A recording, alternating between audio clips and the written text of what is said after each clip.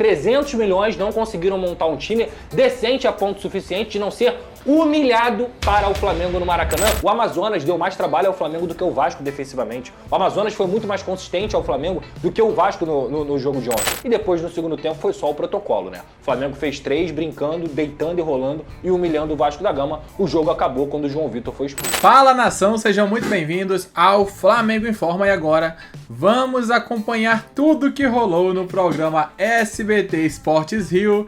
E o vascaíno ficou maluco daquele aqui, ó, Pedrosa, comentarista e torcedor do Vasco. Na sexta-feira ele tinha feito aqui uma aposta com o Vene Casagrande, que tá à direita aqui, tá desse lado aqui o Vene Casagrande, né? Lá. Enfim, o Vene tá ali de um lado e do lado tá o Pedrosa, o mais carequinha aqui. O que acontece? Eles fizeram uma aposta na sexta-feira que quem perdesse teria que pagar uma prenda ali, né? Na segunda-feira e tudo mais. Acabou que o Pedrosa perdeu, enfim, acabou colocando uma peruca loira que tá ali em cima no meio dos dois.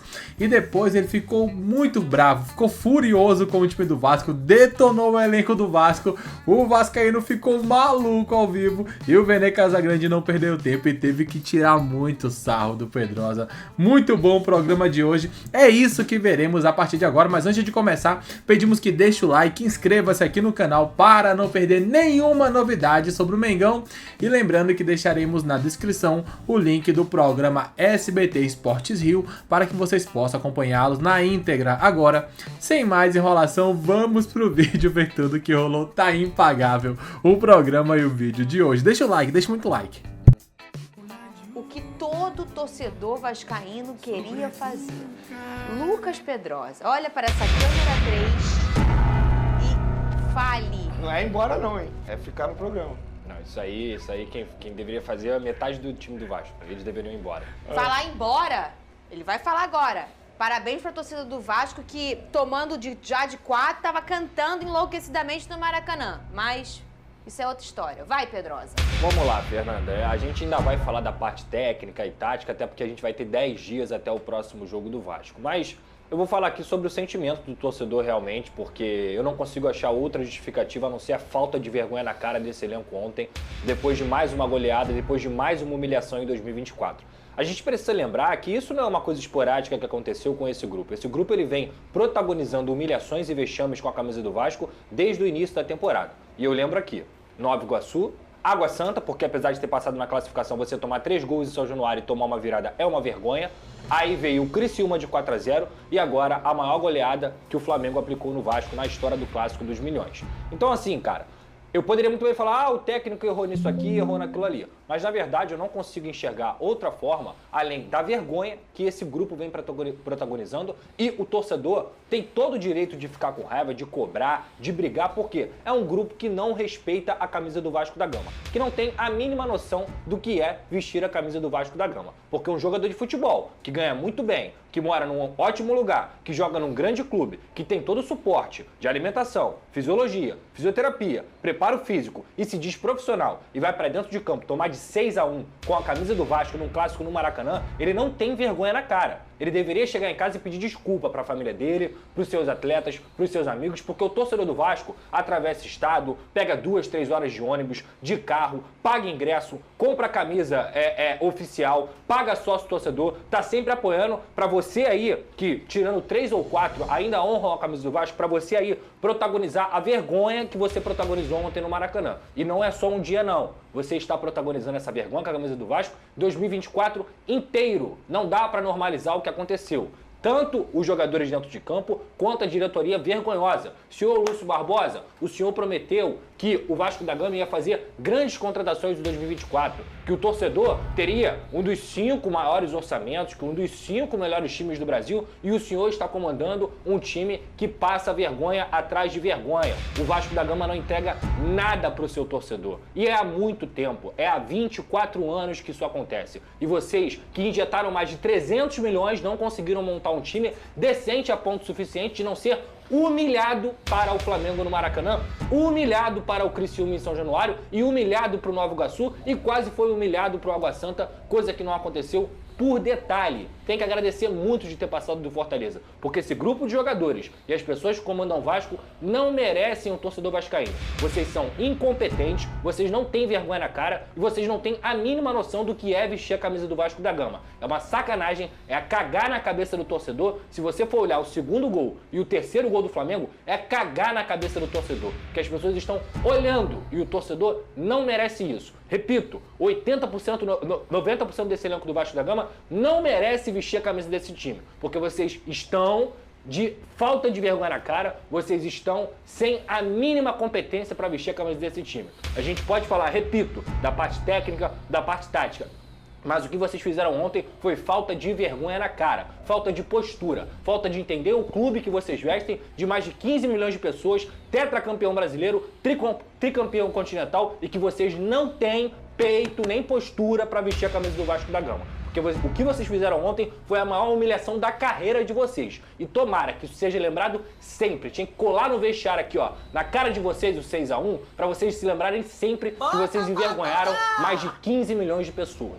Calma, Calabreso, calma, Calabreso. De uma goleada histórica, né? E aí quando ele fala que é a maior vergonha, é porque realmente esse grupo vai embora daqui a pouco e daqui a 5 anos a gente vai fazer matérias no Rio de Janeiro, a gente vai relembrar o confronto, enfim, e recentemente isso fica mais latente, as pessoas vão lembrar de um placar elástico num clássico regional tão potente como o clássico entre Vasco e Flamengo. A gente fez um 11 contra 11 aqui e entendemos que com os desfalques do Flamengo e aquelas peças que tinham à disposição, que o Flamengo, assim, o 11 contra 11 não era, ganhou 11-0 o Flamengo. O que eu tô querendo dizer é que o time do Vasco não é um time, assim, tecnicamente horrível, ruim, para tomar uma goleada dessa. Então, o que acontece, Venê? Não é um time tecnicamente ruim, horrível para tomar uma goleada dessa, mas é um time que a gente já mostrou aqui, já falamos há muito tempo, que se não tiver um reforço, não vai brigar por nada, a não ser para não ser rebaixado novamente nessa temporada. E os jogadores do Vasco, eles fizeram ontem algo que aqui no futebol brasileiro, infelizmente, é normal. Depois de uma vergonha ou um resultado extremamente negativo, ninguém bota a cara para falar. A assessoria apenas emite um comunicado dizendo que nenhum jogador vai falar. Por que não vai falar? Porque os jogadores, eles não falam com a imprensa, eles falam com o torcedor. E aí, o Álvaro Pacheco, que acabou de chegar, a gente viu numa entrevista coletiva, ele pediu desculpa 5 vezes. Era isso que um jogador... Quantas vezes? 5 vezes, que eu ouvi na entrevista coletiva. Ele pode ter falado até mais. Ou 6, talvez. Enfim.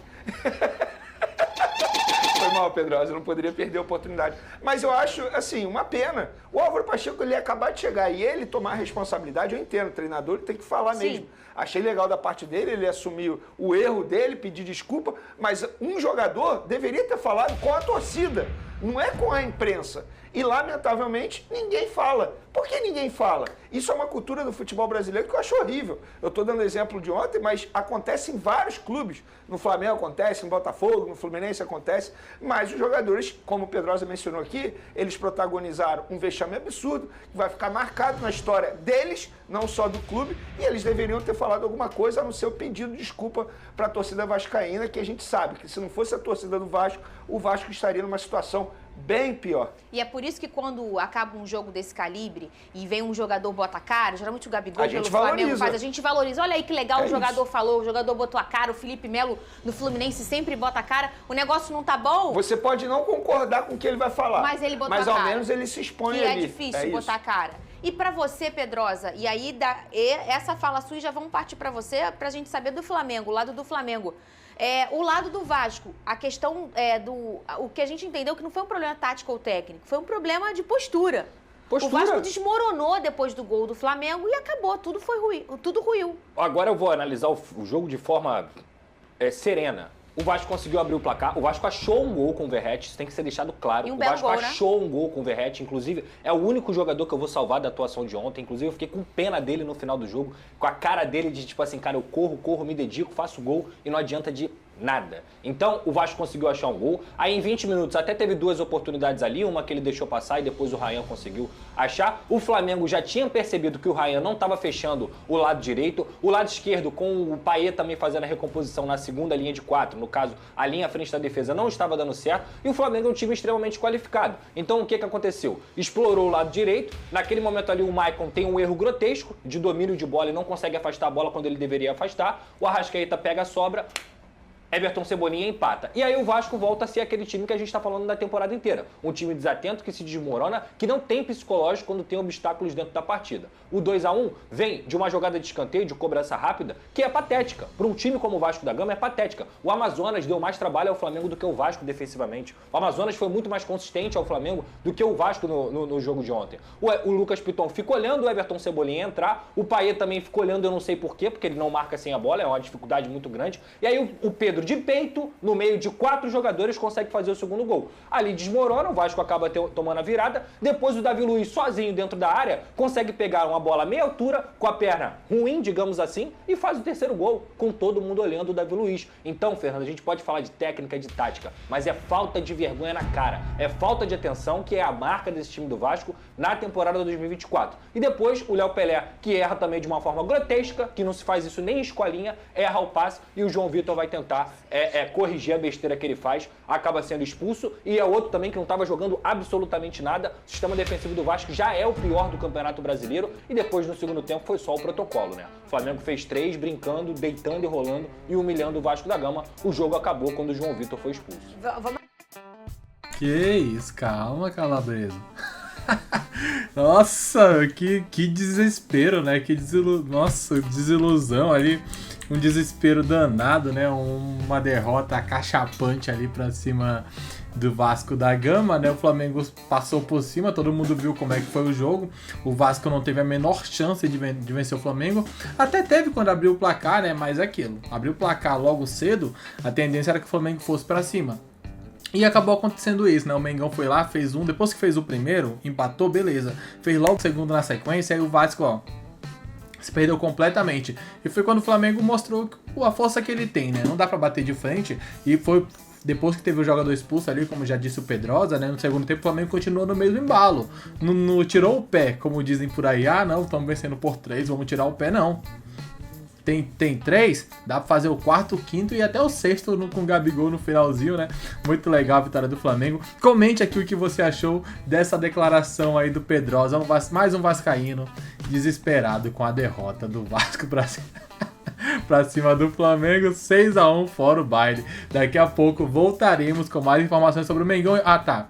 É importante ressaltar que acabou de sair ali o sorteio da Libertadores, né? O Flamengo enfrenta o Bolívar nas oitavas de finais da Libertadores. Já tinha enfrentado na fase de grupo, agora de novo nas oitavas caiu o sorteio Flamengo e Bolívar. Primeiro jogo no Maracanã, segundo jogo lá na altitude. Tem que tomar muito cuidado, vencer bem a primeira partida para no segundo jogo e lá na altitude fechar a casinha, sem poucas. Chegou lá, fechou a casinha para não perder para o Bolívar jogando fora de casa. Daqui a pouco voltaremos com mais informações sobre o Mengão. Até o próximo vídeo. Valeu!